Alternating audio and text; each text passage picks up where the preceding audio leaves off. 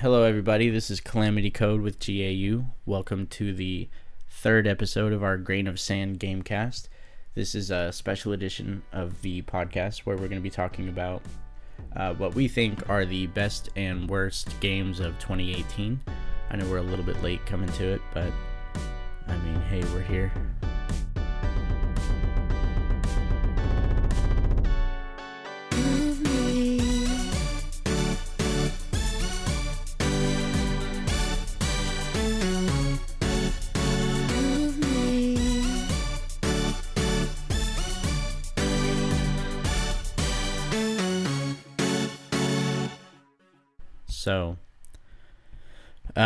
So today we've got the Steel Grizzly.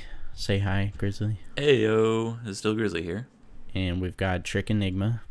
Hey everybody, how's it going? And we will report to you that unfortunately Willuko is no longer with us as a podcast host, but he'll still be in the background. He'll still be live on Twitch. We'll plug him here and there.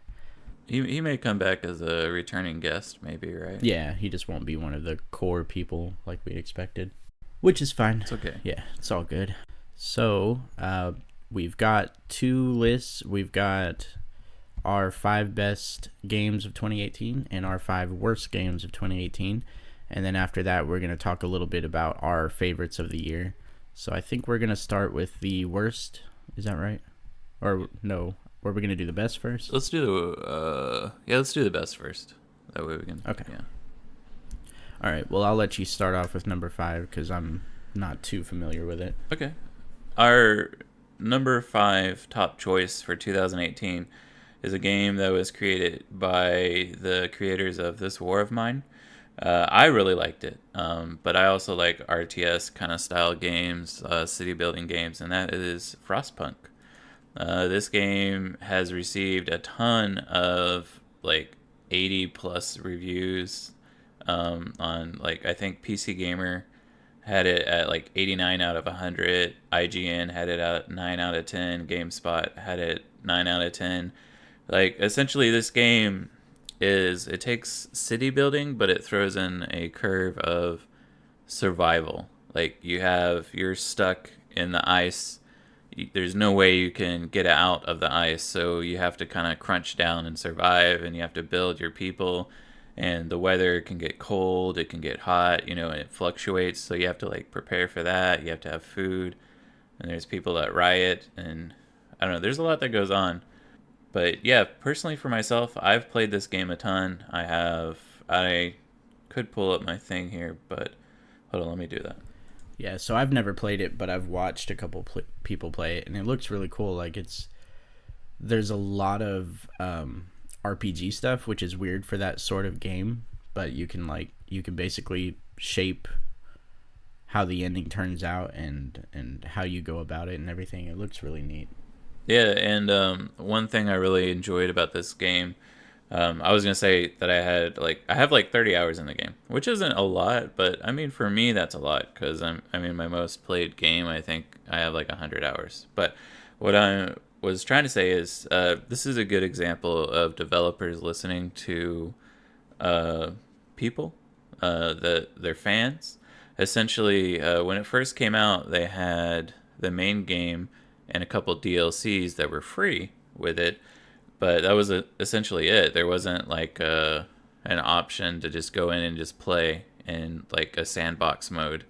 And a ton of the fans, I think they did a AMA on Reddit, and pretty much the number one thing that fans were asking for is a new mode, a survivor mode where it's endless. And they were like, we hear you. And less than a month later, they came out with the endless mode. And I think we'll get to this on our worst, but this is probably one of my top reasons and why a lot of people have given this a high score is that the developers actually listen to their fans. And besides, it is really a good game. The music in it kind of brings you in with the high-pitched violins of you feel like you're down there with them, struggling through the ice. If you haven't played it and you have a computer, I think it is only Yeah, it's only computer. Yeah, I don't see how that would play very well on console, honestly. Yeah, not really. I mean, it could because it's the way that everything is built is a circular pattern. So all you have to do is kind of like circular around the Steam hub.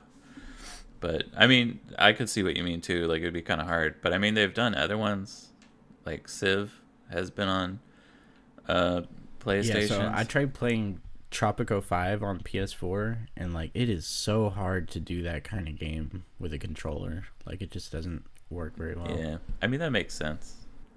But yeah, this game is like on Steam. It's got a very positive, very positive. In my opinion, means that it's a really good game. Like, there's no mixed reviews. When you go looking at all the reviews, everyone's like, "I love this game." Some people say they don't like it, but a lot of the reasons why is I've noticed are older reviews about replayability. But like I said, since then they've added all these extra DLCs. They added an endless mode. They added all this extra features that like makes you want to go back and play it. So some of those comments are kind of void, I guess you could say. But yeah, if you want to play the game, definitely check out 11-Bit Studios. They also made This War of Mine, which came out a while ago. It's another really good, really sad game. I remember that game. I was so excited about it before it came out, and then I just never ended up playing it. It's really good. You should play it. I mean, it didn't come out this year, so it can't be on the best list. But it's definitely one of those games that like if you I know you like The Last of Us, so Yeah.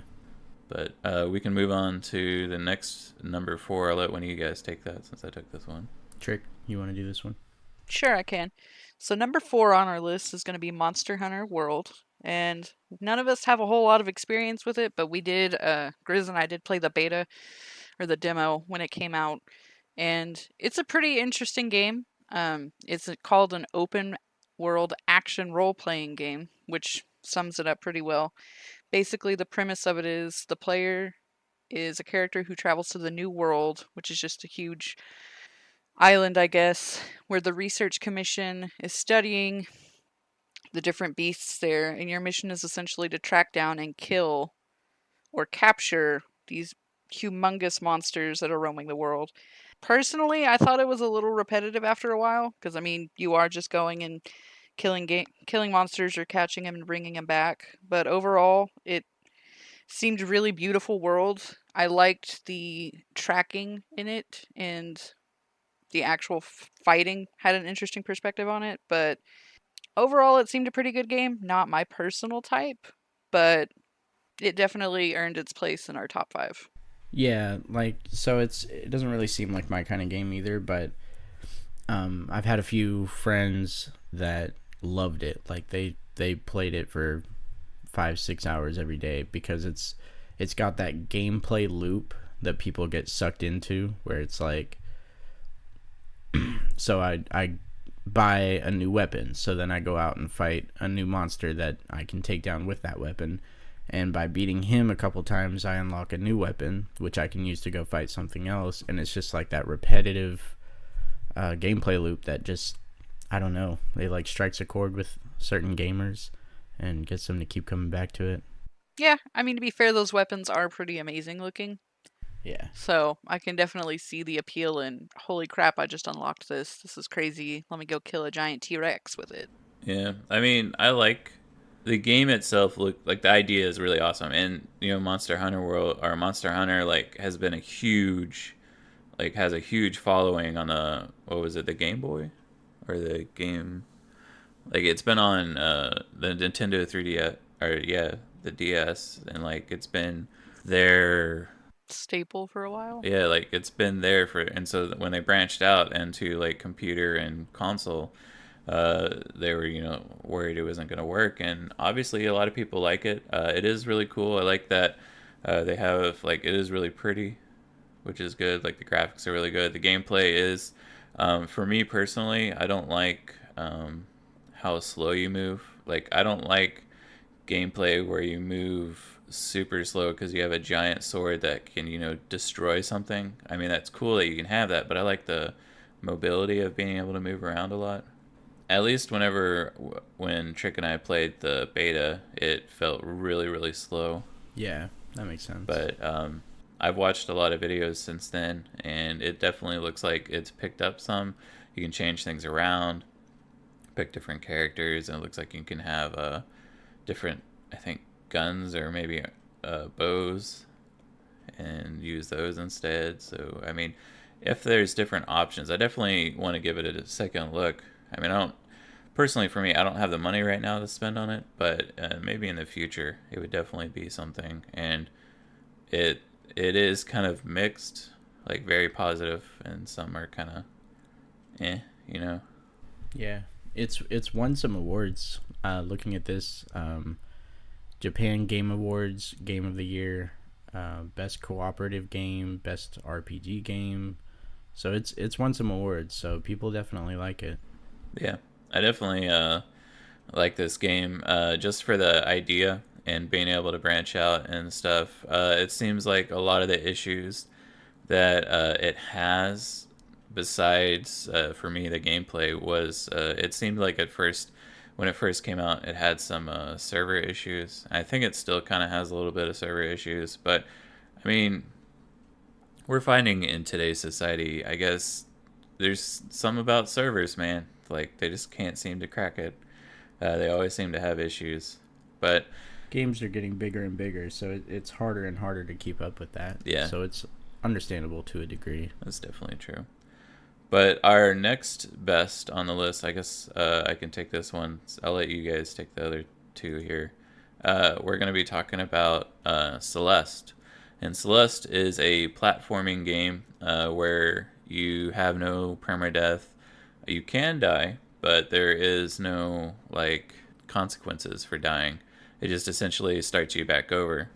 What can we say about Celeste besides that it is a great not only is it great gameplay, but it comes with a really awesome story about kind of overcoming personal demons, depression, anxiety. Like it helps with all that kind of stuff, and it kind of addresses it and says, you know what, this isn't something we're going to shy away from. This is something we want to focus on, and you actually fight your own demons in this game. You know, like I think if I recall correctly, like she ends up fighting herself a lot, and it's like her depression or her anxiety, and I think that's really like what was that game? I don't know if you guys remember.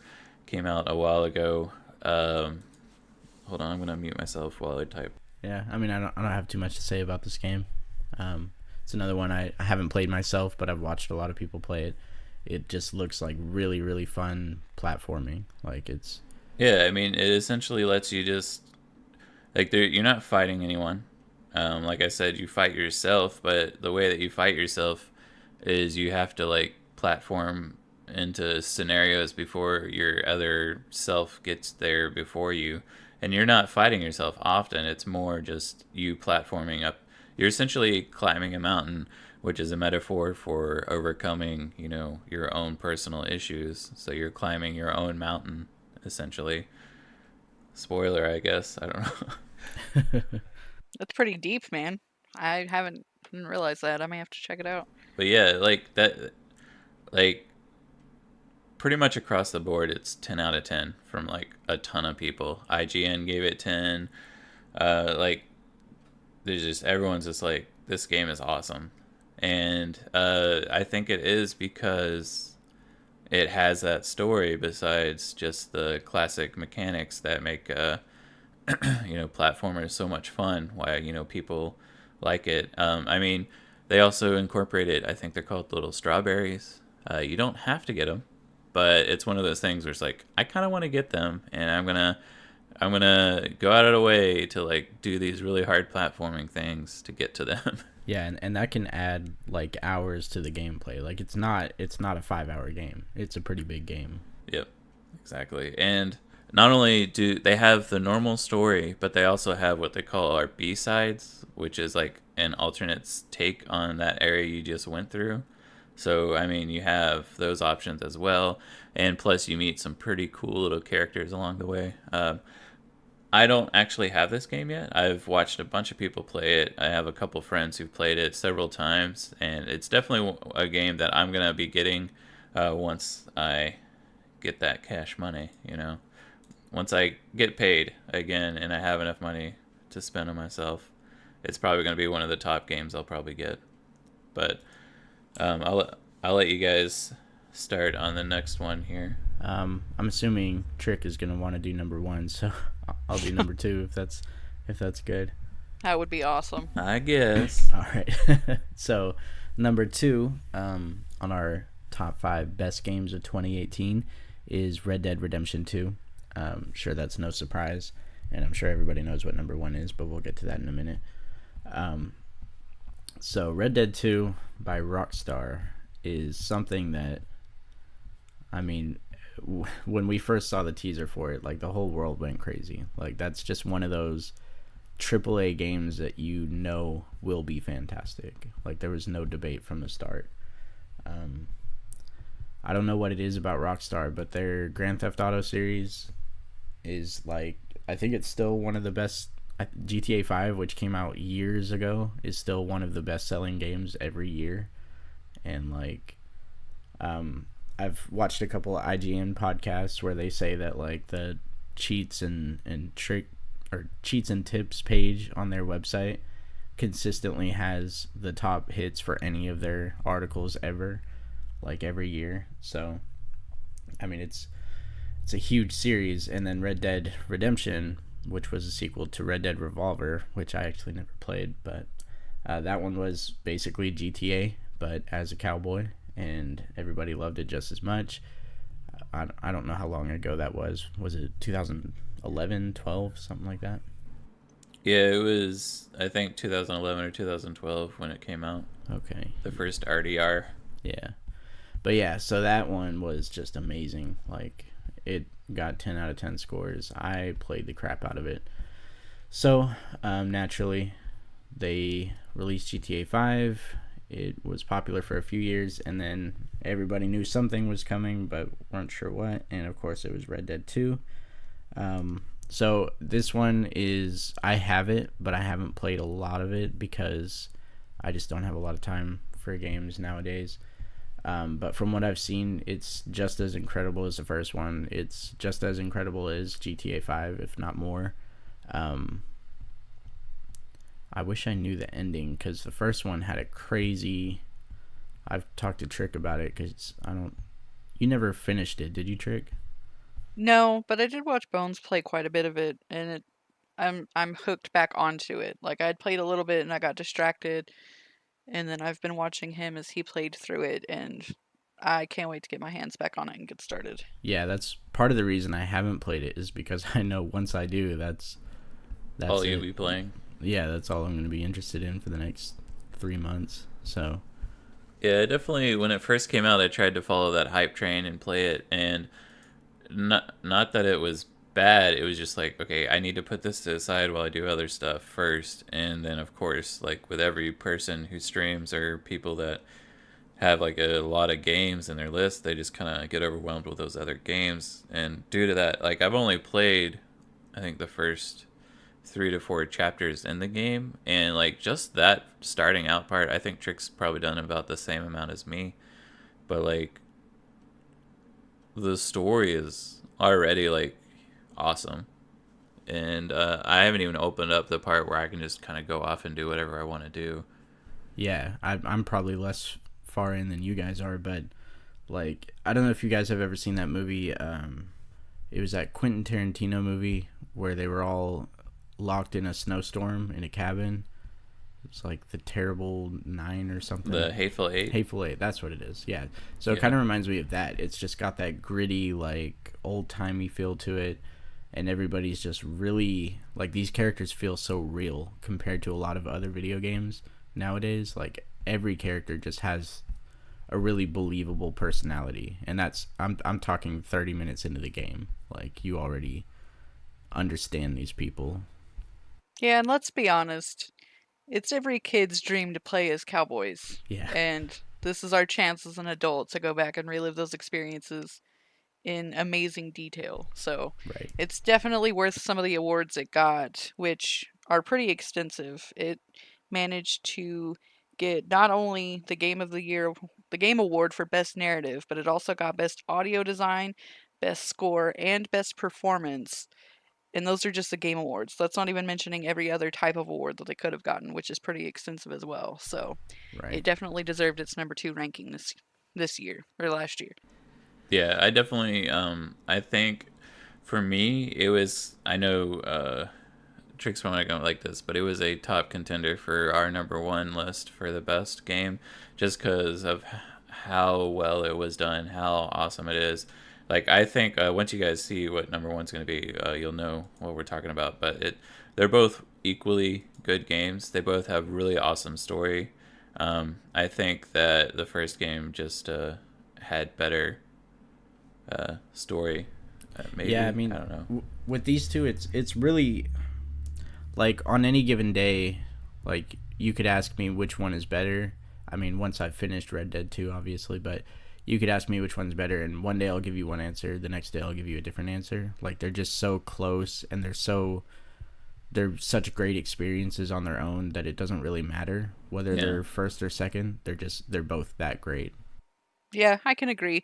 Like, number one's always going to be my number one, but that's more of a personal perspective. Like, it's less about the actual gameplay itself. When you go into the actual gameplay, those two are definitely tied. Yeah. Yeah. So we can go ahead and get into number one if you want. All right. Well, number one should be a given. I mean, it managed to win the actual Game of the Year award, along with the Writer Guild of America award for achievement, and the Best Studio and Best Action Adventure award. And this is going to be God of War. God of War. Both Both IGN and Polygon gave this a 10 out of 10, and Trick gives it a 20 out of 10 because, I mean, let's face it, you're playing Kratos in Norse mythology. You can't get a better game than Kratos playing Norse mythology. That is a ridiculous scale. 20 out of Yeah, 10. I know. Sorry, go on. Don't judge my scale, all right? Come on now. So, basically, if you haven't played the game, first of all, shame on you. But I'll forgive you. It's basically Kratos.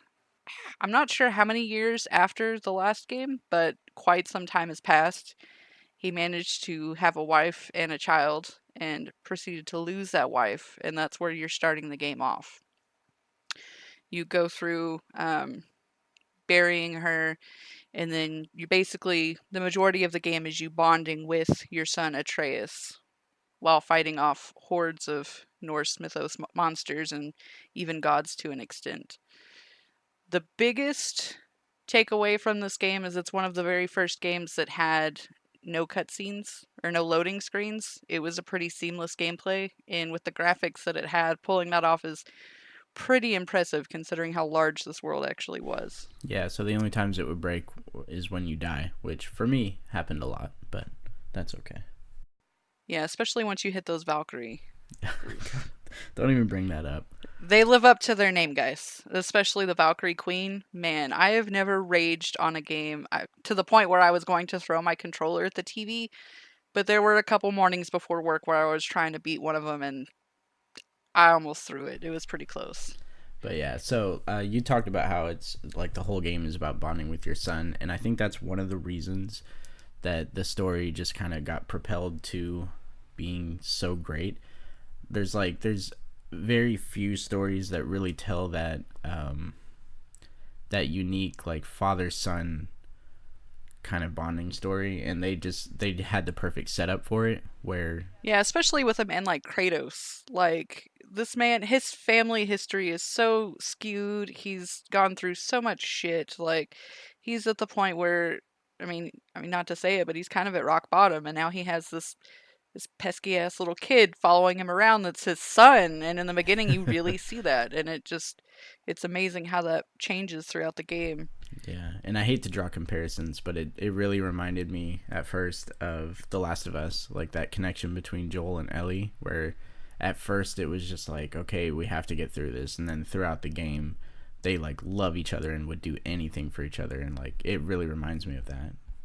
Yeah, I think they actually took some cues from that game when building this one, and that's part of what made it so great. Yeah. And then once you get to the actual end of the game, like, not a lot of people figured it out through the game from what I've heard, but once you get to the end, you're like, holy shit, this game just got so much better because you find out all of this stuff that ties into it. And it's, if you like Norse mythology, you have to play this game because they do twist a few things, but the way they twist it makes it so much better than even the normal mythology for this era. Yeah, and I would say like you guys mentioned the Valkyries. Like a lot of people like games for replayability, and like I know I played Last of Us at least 5 to 6 times just because the story was so good. And God of War for me is kind of similar, where it's like the story is so good that I want to replay it. But if you don't want to replay the story, there are things like Valkyries at the end where they're like challenges that you can kind of do once you've beaten the game, you know? So, I mean, there are options. It's just, I don't know. Like, I feel like the story itself, like, that's the main driver for why God of War was so good. Yeah, it had one of the most compelling stories in video games for a long time, maybe even since The Last of Us. And I think that the gameplay itself, though, was really good, even though it was very simplistic. Like, you know, I just press the square button to do this move or triangle for this, and then I would do my special move. But, like, I don't know, the way that they overwhelmed you with big bosses or big fights, you know, like, or just a lot of enemies all at once, like, it just kind of melded together, I It guess. was pretty simplistic, but there was customization in it that I think a lot of people kind of overlooked. Like, there were trees that you could build on, and you could use like frost magic or stun magic and things like that. And like you said, there were so many monsters that it did just basically devolve into a hack and slash. But I know for me, the exciting part was building out some of those magic combos and building up like an ice shard that shoots off and freezes the sky while I'm over here stunning all these other guys with Atreus' arrows. Like, So, so I say this as a proponent of the game. I love this game. It's a 10 out of 10 for me. But the skill tree to me was kind of like just a side thought. Like a lot of the skills that I started with are what I kept throughout the whole game because it was what I was used to and nothing else really seemed a lot better. So I for mean, me that wasn't a huge thing, but it's still a great game. I don't really care. I personally use the skill tree. Like I know I advanced, but I can understand what you're saying because like some of his beginning moves, they're kind of really good.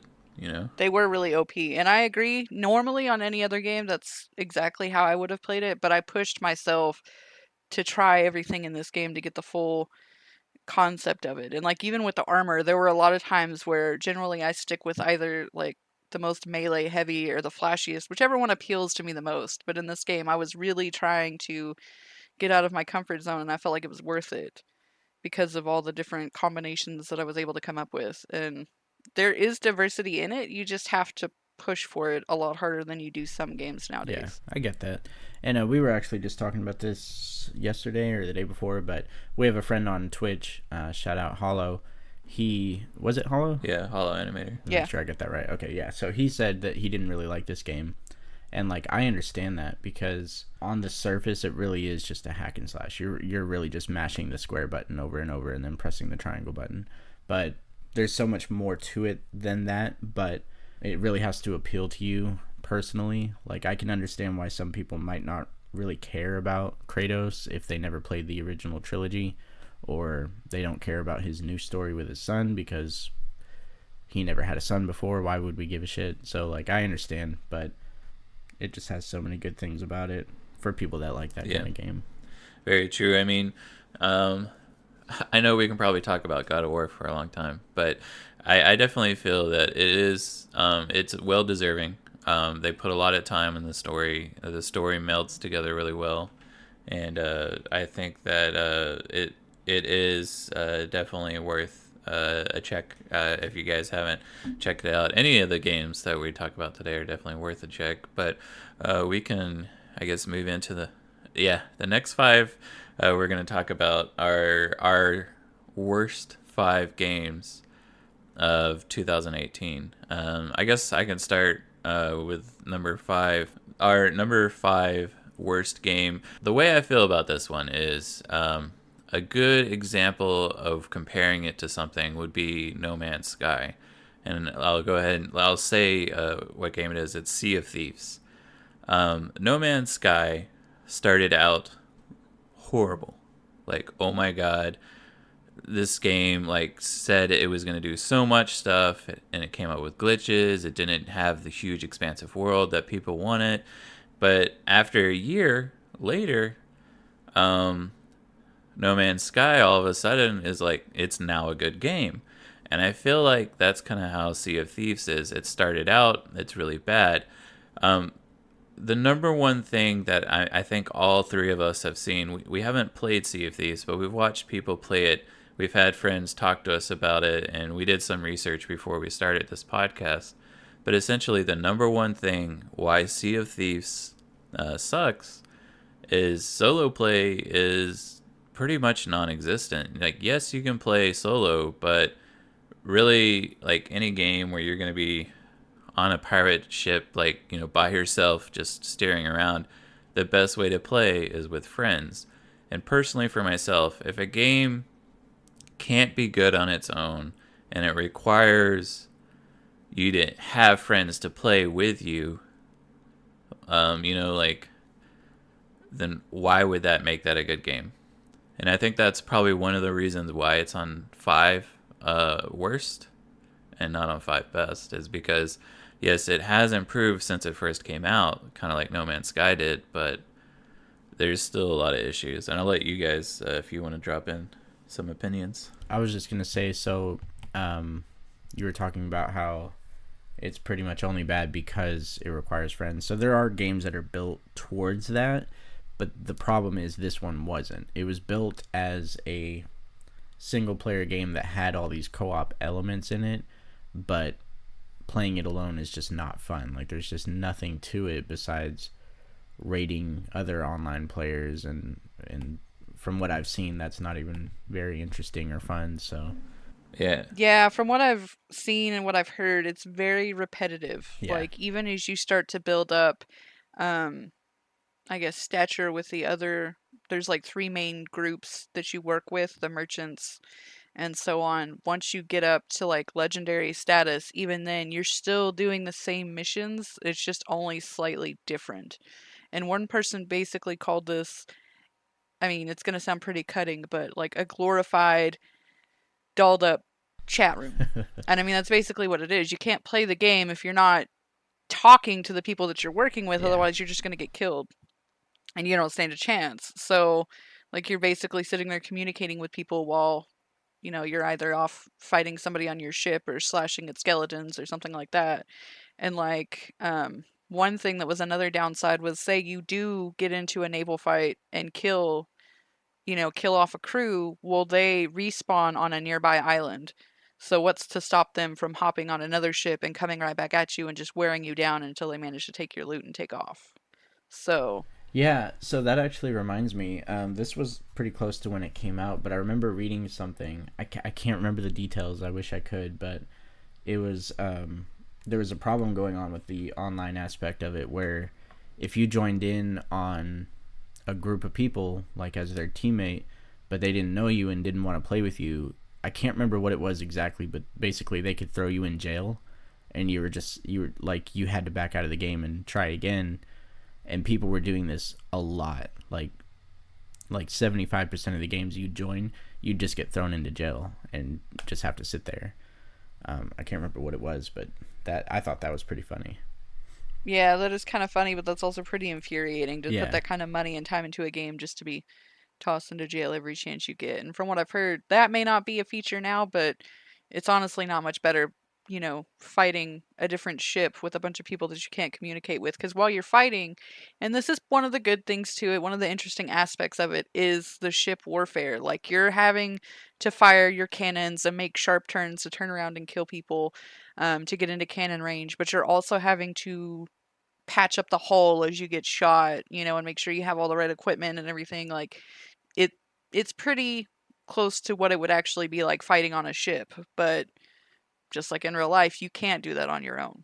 So trying to do it with a group of random people is just almost asking for failure, which is really disappointing in a game. Yeah, and this one came off the tail end, or at least the development did, of Assassin's Creed Black Flag, which did pirate warfare really well, and I feel like everybody kind of tried to jump onto that Yeah. and build a game out of just that part of that game, and it was just like they didn't do very well with it. Yeah, they incorporate it, like, looking on maps and stuff, and it's just like you're slowly trotting along, and like I understand you want to like have that immersion factor where you're like, I am a pirate, I'm on a boat, like searching out this area, but include some fast travel. I think they probably do now, but at first they didn't, and it's just like they like missed on a lot of things, which is I think probably one of the reasons a lot of these are the top five worst for us is just because they had a plan in their head and you can see what they're thinking, but it didn't come out the way that they wanted it to. Like I was gonna say, like the combat was so bad in this game. Yeah, like each of these had potential to be on the best list, and it really wouldn't have taken too much more for them to make that jump, but they were great in context, like on written down, they sounded great. And I'm sure even the warfare in this game sounded awesome when they were writing it out, but when you actually apply it in real life, they all kind of bit the dust, as it were. It's like a CEO in a company is like, I have this really awesome idea, so let's incorporate it. But all the people that are the lower down part are like, yeah, that's not gonna work, boss. Like the way you think it's gonna work. Yeah, pretty much.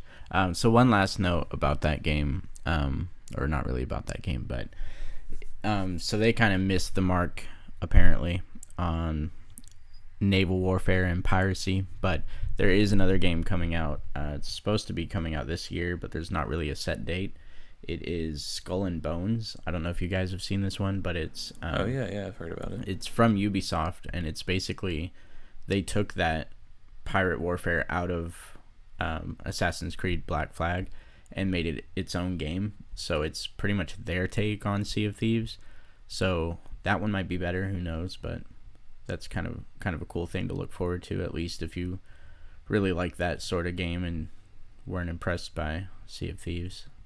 I guess you guys will find out next year if we decided it was one of the best games of 2019. True. Yeah, that's very true. All right. Well. All right. Number 4 on our worst games. It honestly might have deserved a little lower, but we're going to be kind, and it's Agony. This game had a ton of hype from the beginning, and I mean, there really aren't too many horror games out there that can make it onto the best list of any kind. So the fact that it had so much hype from the beginning made fans really look forward to playing it. But the problem is, it falls pretty flat. Basically, the summary of it is you're playing as who you come to find out is King Nimrod, from back in biblical times, and you end up in hell, and you're working with the red. I think her name's the Red Queen, basically, and you're trying to either find your way out of hell, or you're working with her to figure out what her plan is for hell. And you see all sorts of twisted things, like there's a ton of genitals, there's a ton of boobs, things like that, but there's also scenes where like you just see random fingers sticking up out of pools of blood, or you find like there's one area where there's just a mouth and there's a body trapped inside of it and people are stuck on pikes and disfigured. It takes gore to an 11. But the problem is it plays at an 11 the whole time, and like somebody pointed out, an 11 is only appealing for so long, and then it's just the same thing over and over again. Yeah, and like the whole game is orange red. So, like, don't expect a huge environment with lots of different areas with different types of things going on. It's just orange and red, bodies and blood, pretty much.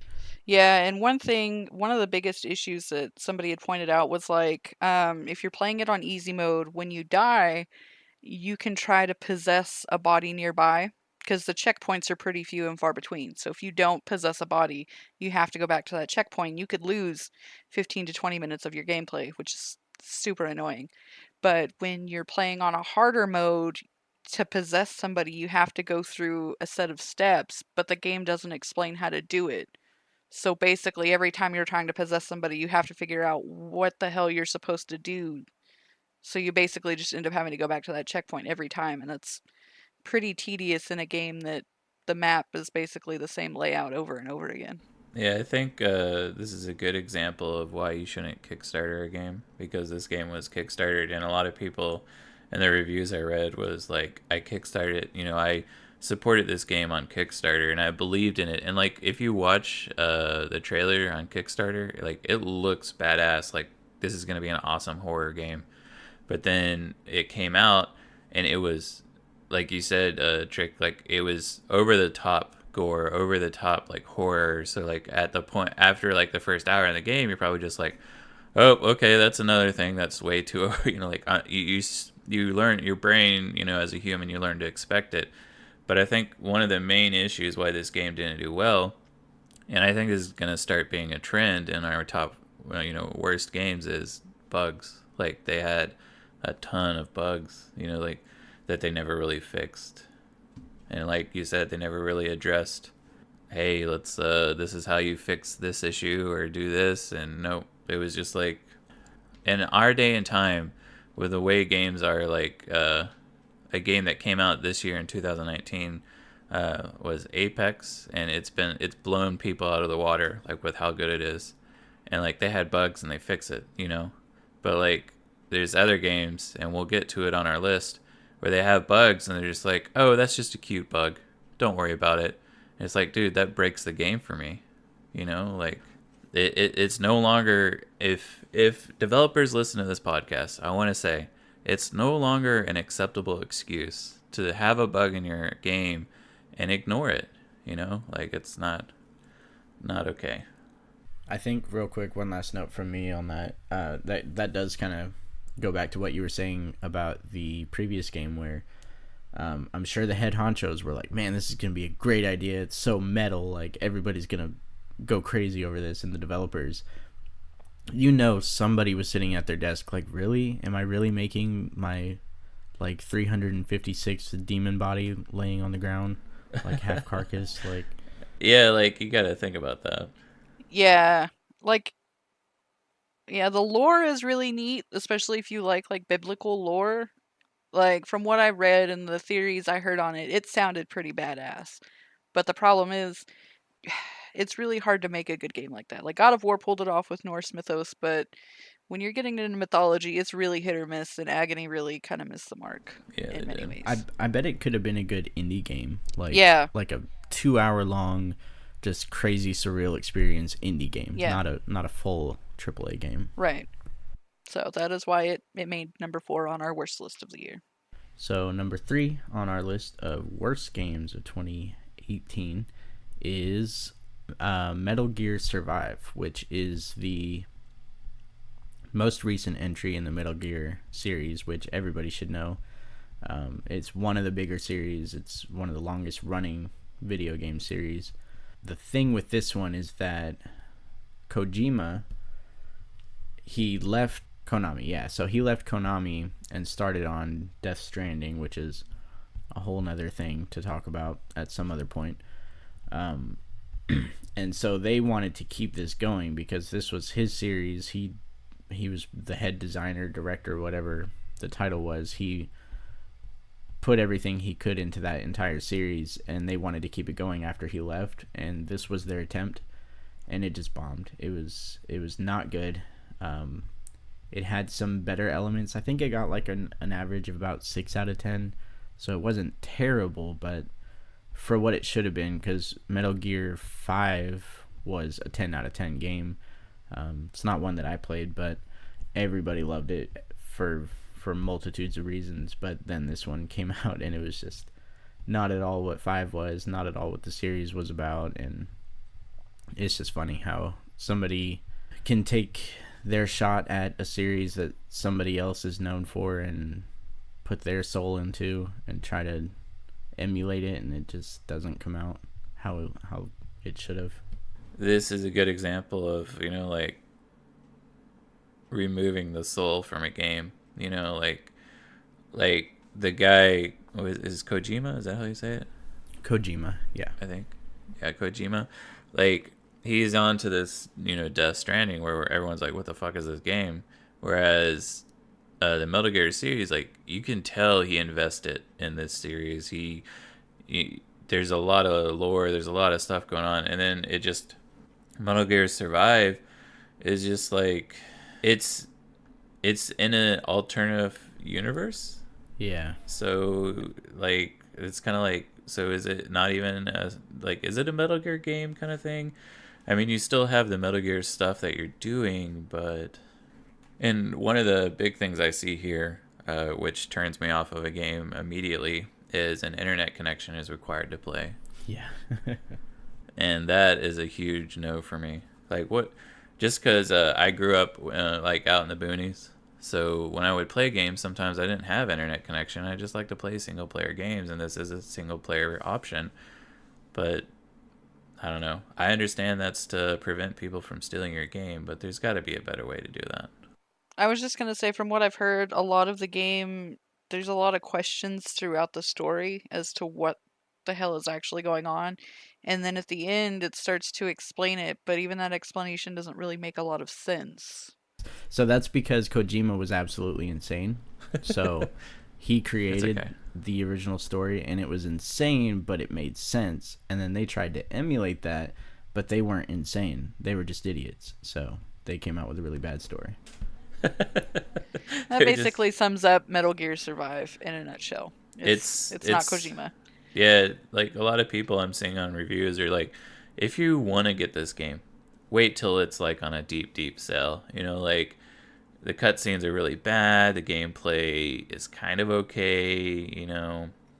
It's a reused kind of story idea. So I mean, if you're okay with Star Wars, what is it, 7, and you like the reused idea, and you know, like you enjoy that, you know, kind of idea, then go ahead, play it. But it seems like they tried to do what they could, and they just couldn't do it. You know, they couldn't pull it off.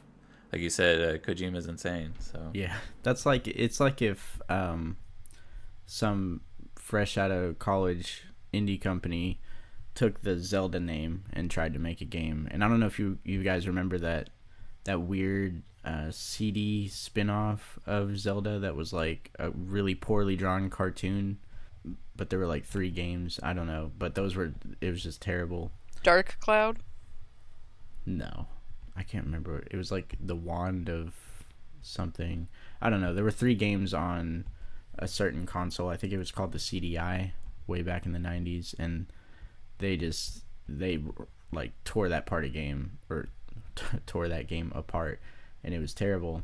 And oh wow, yeah, this looks horrible. yeah, so this reminds me of that. It's like Wand of Gamelon or something. Gamelon. Yeah, so this reminds me of that. It's like just somebody who thinks they can do it, and everybody invests into that person, and they just don't know what they're doing with the franchise. They don't love it like the original creator does, so they don't know what to do with it.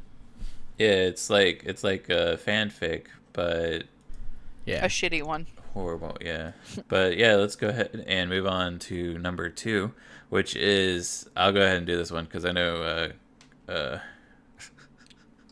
well, you'll find out later. We'll just let Grizz do this one. Well, Calamity won't like it, but yeah, our number, what is it? We're on 2, right? Yeah, we're number 2. Okay. Yeah. Number 2, dun dun dun dun, drum roll, is Black Ops 4. And the reason Black Ops 4 is so high on our net list is there's a few reasons. And personally, like, I'm kind of mixed on Black Ops 4. Like, I really enjoyed the gameplay of Blackout, of the multiplayer and the zombies. I'm gonna list off my negatives real quick, and then you guys can weigh in. But my negatives are no single player. Blackout was obviously thrown in the last second, so they have like tons of $10 to 20 gig updates, like a lot. So like if you don't have space on your console or something like that, then you're gonna be having issues. And there's tons of bugs. There's bugs that they had in the beta that are still not fixed in the normal game. But overall, like, the multiplayer, like, they did that right. But, I mean, of course, we knew that was going to be right. But they tried to hop in on the Fortnite Battle Royale action and threw together a really bad kind of PUBG, kind of mixture of Fallout, or not Fallout, Fortnite um, Battle Royale kind of action. And then it failed miserably. And like, yeah, I mean, that's my opinion on why it did so bad. But I'll let Trick or Calamity. I mean, your scathing review is pretty on point. Basically, the entire game, like from what I've heard, originally it was going to be Black Ops 4 and it was going to be, a full-on game like 3, 2 and 1 were. And then Fortnite hit the scene and everybody started to scramble to make their own battle royale, which is fine. But when you turn what's supposed to be a AAA game like Black Ops series into a battle royale, you're going to get some mixed reviews on it. Nobody wants to spend $60 just for a battle royale, and that's kind of what this game turned into from the start.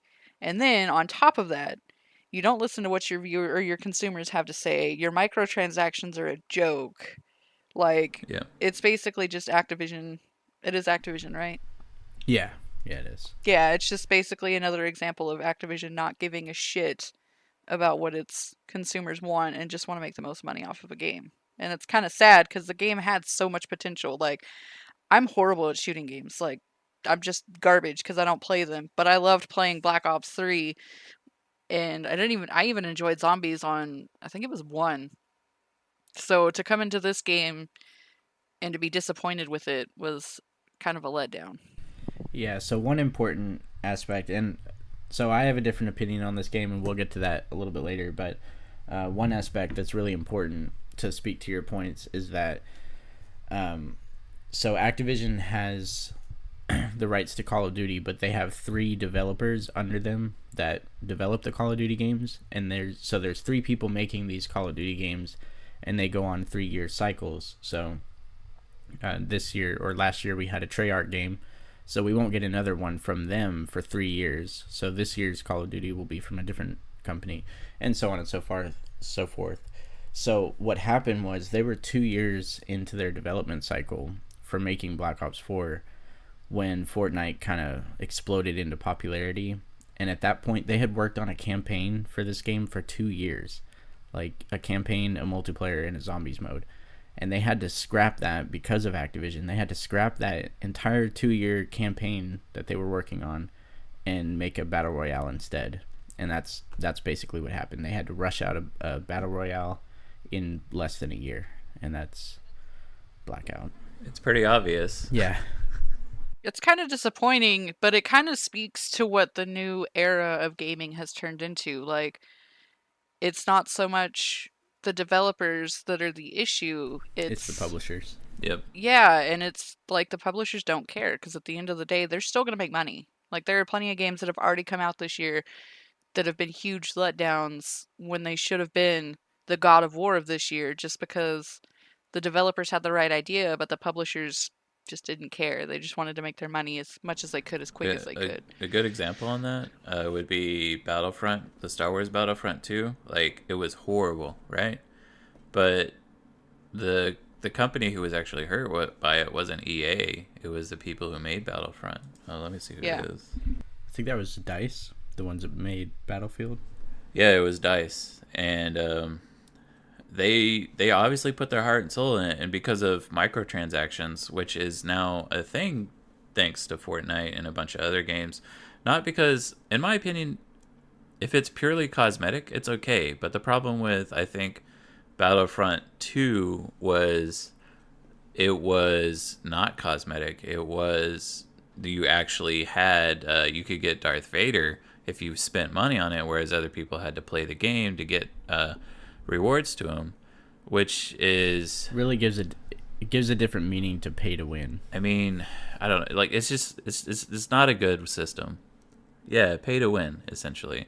Whereas like Black Ops is, in my opinion, like I'm kind of iffy on Black Ops. Like I enjoy the game and I love playing with friends and I liked Blackout. But there are a lot of issues and a lot of bugs that it's a good example of a big, huge game company. Like you guys said, You know, they got their money. They don't give a shit about us. Like, that's why they don't go in and fix things like these smaller companies like Frostpunk. I think they had. I'm just gonna say them because I know they had like a bug that was pretty serious and like would crash the game, and like less than 24 hours it was fixed. And because for them this is their game, you know, like they don't have another option. Like they don't have a fallback. Whereas Black Ops, Treyarch is under Activision, so they have the bank. You know, they have their big loan. They don't need someone to come pick them out. So that's why I think there are still some bugs from when the beta first came out. You know. Yeah, it is pretty disappointing. And all of that, unless anybody else has anything to say, was going to say that leads into number one pretty heavily. Yeah. Yeah, go for it. Yeah. Go ahead. Number one on our worst list definitely lives up to the title, and that is going to be Fallout 76. And it is the biggest Fallout of the year, literally and figuratively.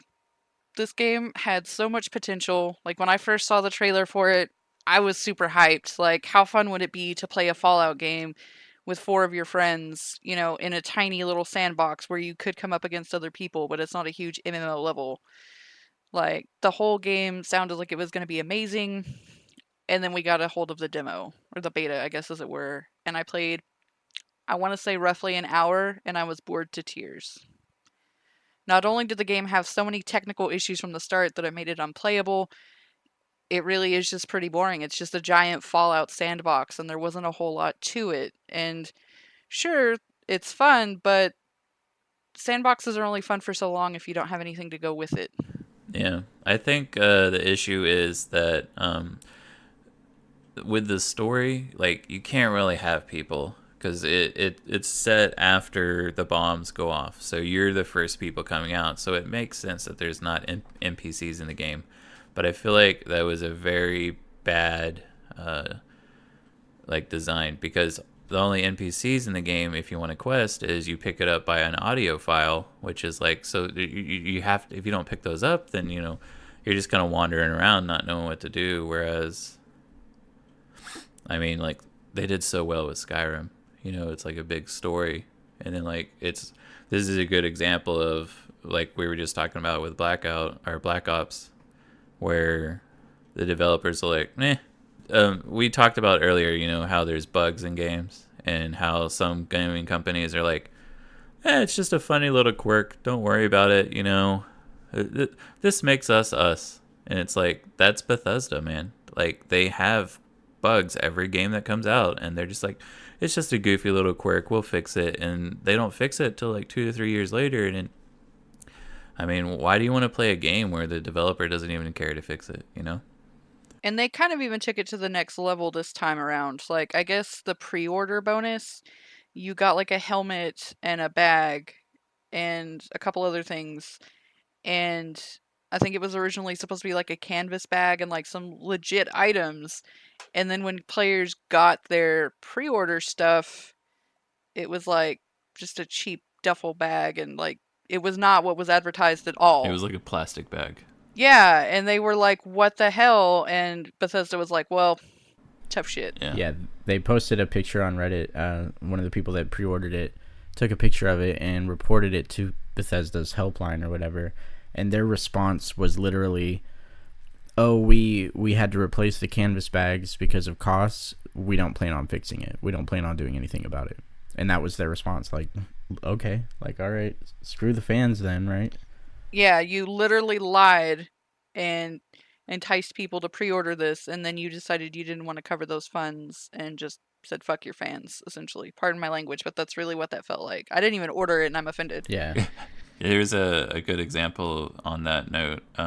There's a guy who got banned from Fallout because he just farmed the shit out of ammo and whatnot. And like, so he had an enormous amount of ammo, but he had also like, I think like 500 hours in the game itself, and he got banned because they were like, this is suspicious, you know? And it's just like, okay. Jeez. Like, I could understand maybe like using an aimbot or spoofing or something like that, but Yeah, but to dedicate 500 hours and then to get banned because they thought you were suspicious. Like, no, what's suspicious is the fact that you banned me. Like, what? And then we were talking about microtransactions. And they included that in this. Like, I don't. It was like a good idea at the start. Like, I remember when we first saw the trailers, I reached out to Calamity and Trick and a couple other friends. I was like, dude, this is gonna be awesome. We get to play together. We get to, we'll be able to do, because we all love Fallout. Like Fallout 3 and Fallout New Vegas is a lot of fun. Fallout 4 is kind of a little but Fallout 76, we're all super hyped. Like when I saw it at E3, and then they're like, it's coming out in November. We're all like, what? Like this is amazing. And then we got baby's smelly diaper, essentially. Like it was shit. Now, on that note, this is just our opinions, guys. But there Yeah. are some people that enjoy it, and people have found ways to make what could be a pretty boring game kind of interesting. Like there is one player that created a Deathclaw maze Yeah. and proceeds to lure people into this maze and watch them try to get out. Spoiler alert, you can't get out of the maze. You're basically just being terrorized by this Deathclaw. Who kills you? But well, no, from what I read, unless it's changed, he was nice enough to save them after a while. They just basically get terrorized with no way out for quite some time, and then the guy finally lets them out. So no players were actually killed In the making. in the making of Deathclaw Maze. I was just going to say Deathclaw Maze gets a 10 out of 10. But yeah, so that Bethesda is just a crazy story to me, because I actually didn't get into their games until Fallout 3, and I never played Oblivion, but I played Skyrim and loved it. And they went from one of my top 5 studios to just like bottom 10. Like I don't care about them anymore. I don't care about the games they're planning on making. Like I would love to care about Elder Scrolls 6 and what is that other one they're making, the like space one, Starfield or something. The Star, yeah. Yeah, but so like I would love to care about it, but I just know who they are now. I know what kind of games they're making now, and I don't think it's going to be a good game. It's gonna be like I just said, it's a cute little bug. It's okay. It'll work out. And then 6 months later, the same bug's still in the system. And Yeah. like I understand that the game's bigger, but I guess we were gonna talk about our own, what we thought our personal best were. And I guess I can go ahead and do mine. Yeah. Okay.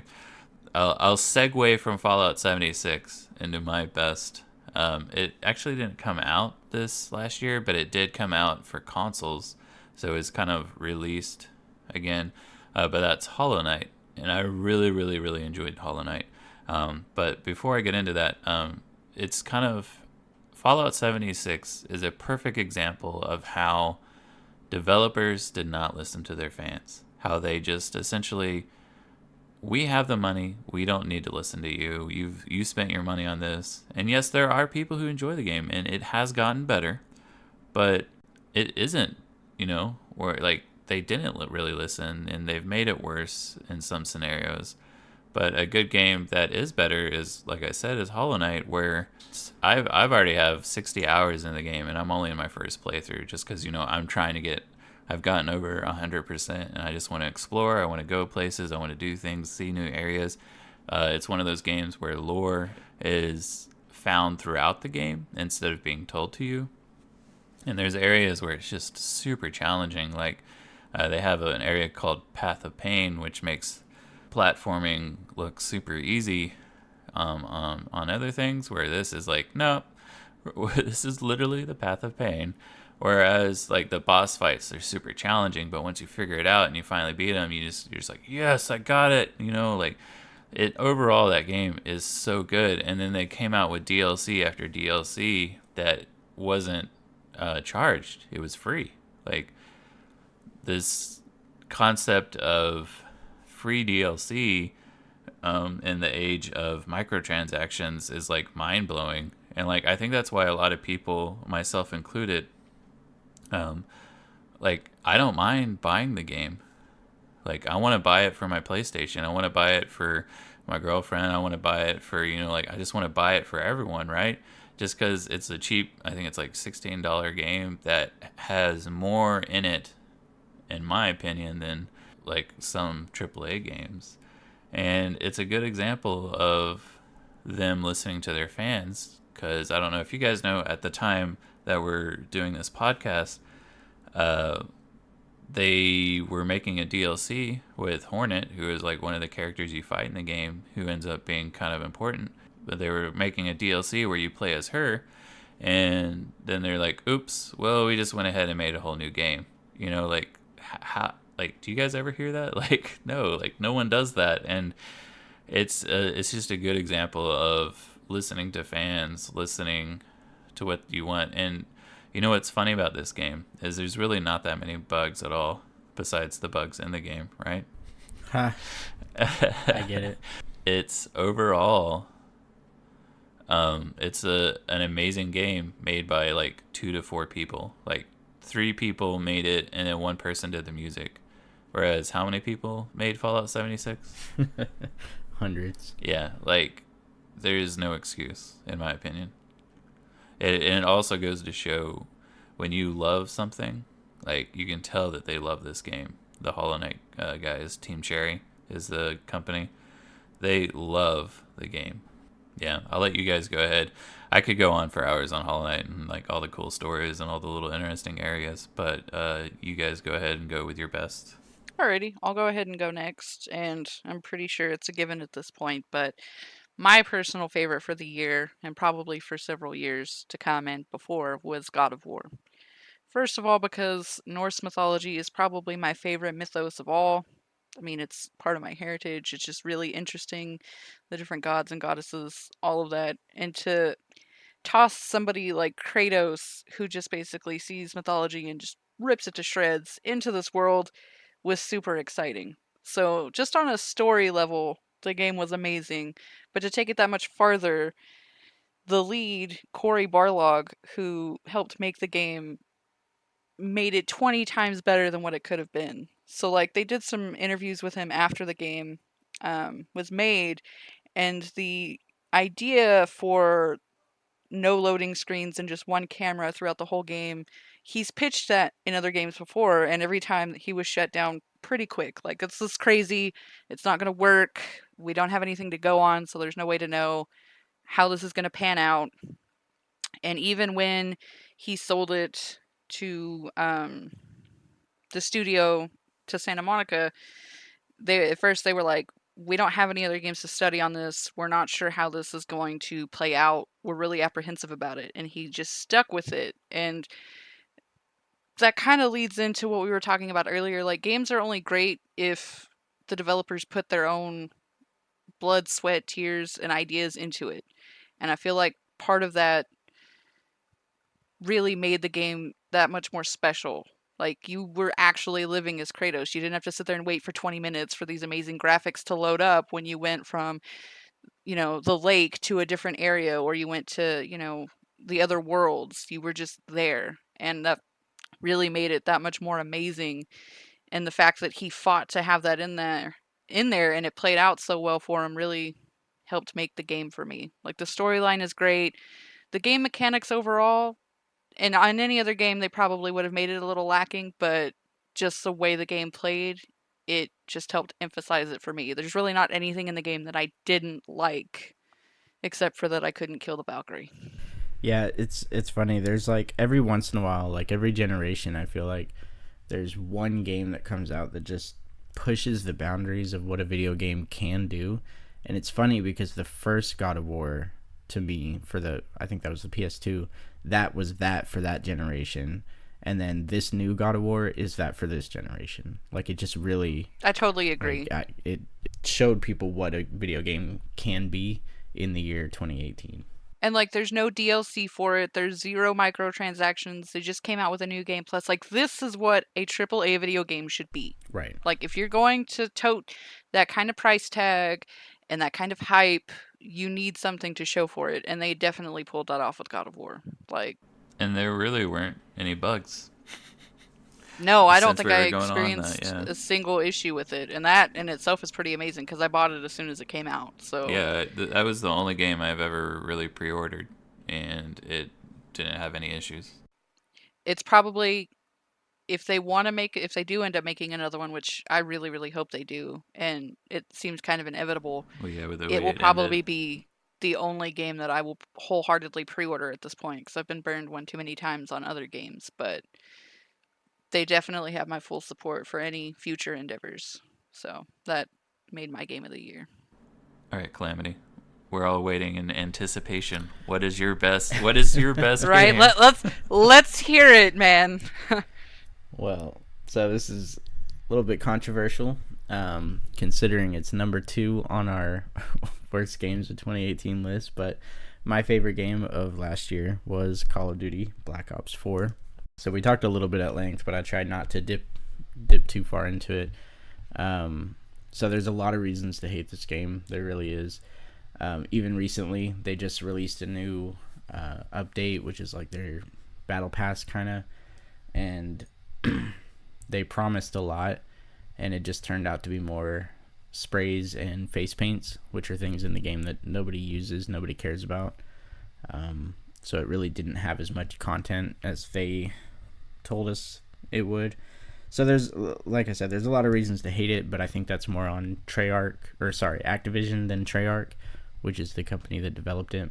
And it's weird because I didn't expect it to happen, because I have such a backlog of games and I have a lot of things that I really want to play. But since it came out in, what was that, October and November, I've played it almost daily, and I don't know what it is. I can't really explain it, but I love the multiplayer. I don't really play Blackout. I don't really play Zombies, although the Zombies is pretty fun. It's not really something to play by yourself, but multiplayer, I don't know, like the different weapons feel awesome to me. The feedback, like when you hit somebody in the head, it feels great. There's just a lot to like about it if you don't look at it from such a broad perspective. Like the big picture is it's a money grubbing machine for Activision, but the moment to moment gameplay is just really, really good in my opinion, for the multiplayer mode. Now, I would not say to go out and buy this game for $60. I would say spend $20 at the most, but if you like shooters and if you do play online competitively, like it's gonna be amazing. I don't really know what else to say about it. Well, I was gonna say, like, I kind of feel bad that we put it on number 2 of the worst, but there were so many bad things with the game. But like you said, there are actually a lot of good. You know, the multiplayer was a lot of fun. And when you play Blackout with friends, you know, like kind of how they say Sea of Thieves, you know, if you play with friends, you're going to have a lot of fun. And it's like, you know, I kind of felt that same way with Blackout. Like when I played with you guys, I really enjoyed the experience. When I played by myself, I was like, you know, this isn't for me. But I could see why multiplayer, because you hop into matches really fast. Right. Yeah, I think our worst list is kind of a reflection of something we've been saying the whole podcast, which is it's not the developers that are making these games the worst. It's the publishers and the way they're handling the bugs and the money, the microtransactions and things like that. Like the developers, for the most part, are still doing really amazing jobs with their games. But we're in an era where publishers are the main face of all of these games, and as a consumer, we're having to suffer because there are powerhouses that really don't care. Yeah. There's still hundreds of thousands of people spending $60 to $80 on these games, and you know, even if a fraction of those people do manage to get their money back, they're still making way more money than they invested into it. So the developers are the ones that are suffering, and it's going to be kind of sad to see what the fallout of this looks like. Yeah. But yeah, so another point to Black Ops and regarding Activision's hand in it. So with the last Black Ops 3, I was one of those morons that spent hundreds of dollars on in-game loot boxes and their crappy gambling system, and I regret it. But I mean, at the time it was all I played, and I played it for hours every day, so it was justified to me. But with this one, I have literally, beyond the $60 for the game and the $50 for the season pass, which I also regret. I have not spent any money on it as far as loot crates, or they have a black market now in the game where you can buy these, what they call contracts, where you get a bundle of like skins and weapon camos and things.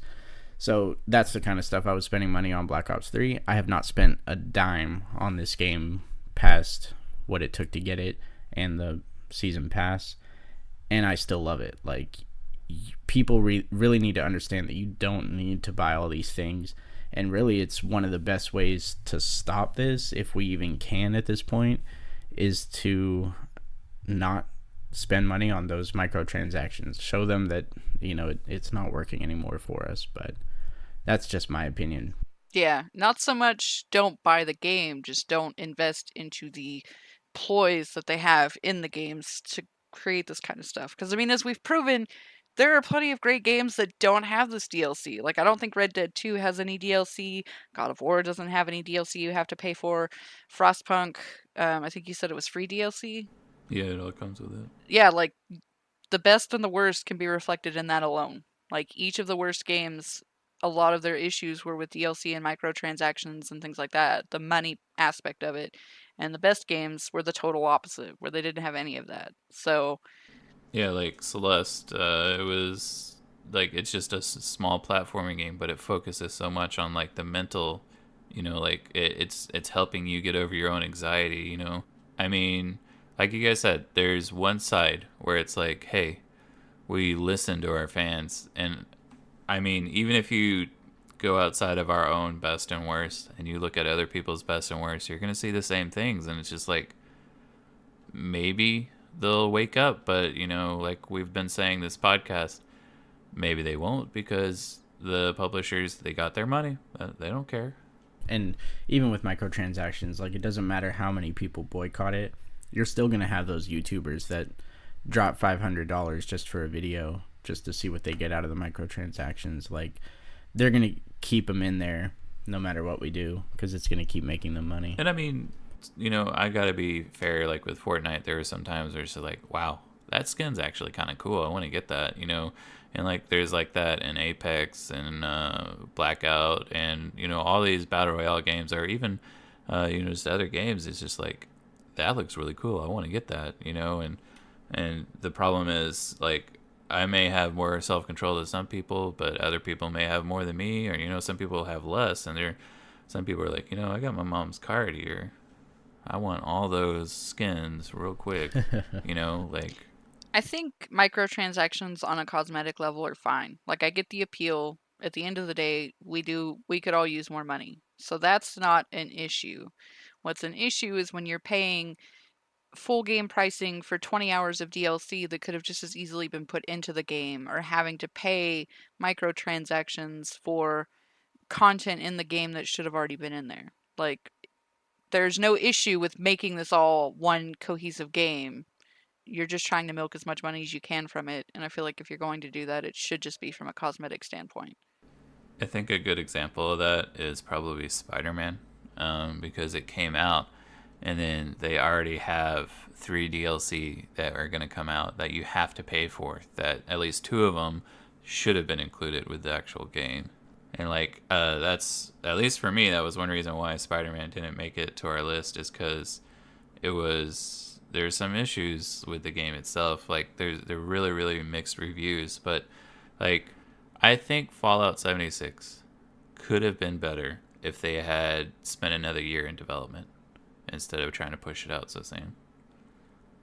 And I think that's probably one of the main reasons as to why, you know, we're saying, oh, okay, well, I guess, you know, that game's over with, kind of thing.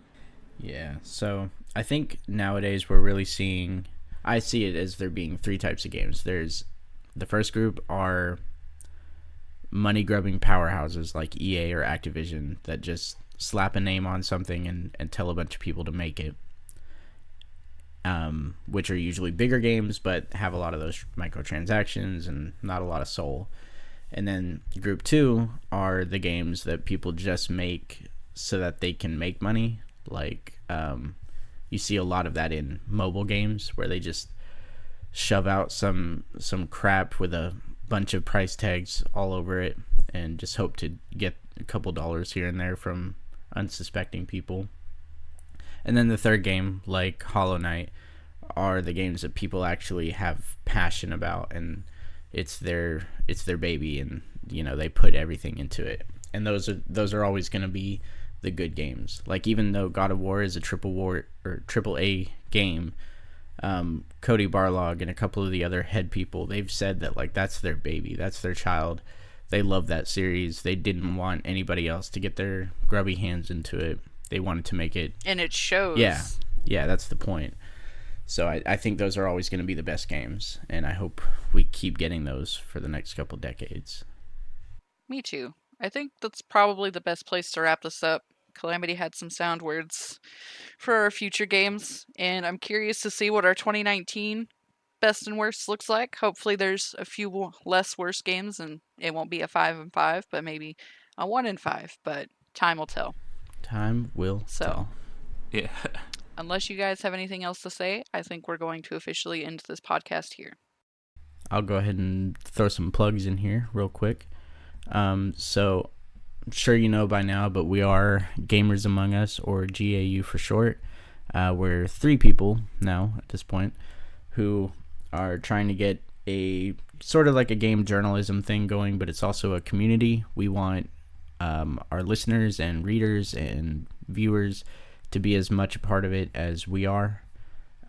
So we've got a YouTube channel, we've got a Discord you can join, we've got a Facebook page where we do a lot of polls and discussions, and that's where we put our articles for now until we get a website. As of now, this is the first podcast we have where we actually have a Patreon up where you can subscribe to us for a monthly fee of, like the lowest is $3, but really you can pay as much as you want. But there's different reward tiers, and for example, one of them, if you subscribe at a high enough level, we will actually include you in our next podcast episode. So, I mean, if you're interested at all, that's something you can check out. And then we've also got 2 of the 3 of us right now are streaming. So if you want to talk to us live, you can talk to us on Twitch. We've got the Steel Grizzly at twitch.tv/the_steel_grizzly. And we've got Trickenigma at twitch.tv/Trickenigma. I'll let you guys say your hours and everything, but that's a good way to talk to them. I'm usually in their chats when I can be, so I'll be there as well. Yeah, I mean, my hours right now, it's normally just Monday through Friday, 10 p.m. Central Time. Sometimes it's a little back, like 10:30 or 11, depending on how things go. Normally, if it's a little later, I'll try to let you guys know. But yeah, that's my time. Mine for now is Wednesday, Thursday, and Friday, 10:30 until I decide to quit. But I do kind of sporadically stream earlier in the week, and on the weekends I try to at least get a 4 or 5 hour stream in either Saturday night or Sunday night, or sometimes both. I'm pretty new and flexible to it all, so be sure to follow the Twitter if you want to know the exact times I'm going to be streaming.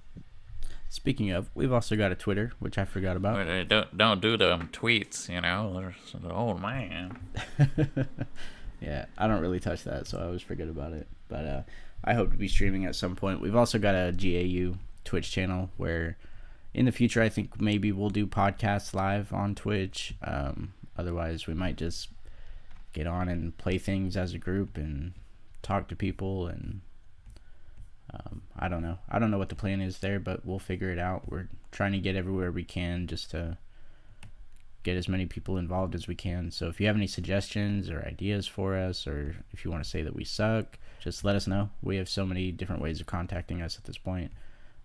If you're watching this on YouTube, all the links will be there. If you're listening to this on Spotify or wherever else, because we are pretty much everywhere, it's pretty easy to find us at this point.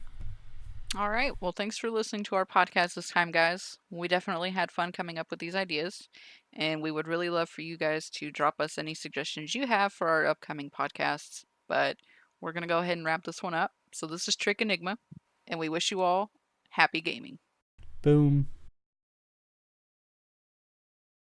Are you going to stop recording?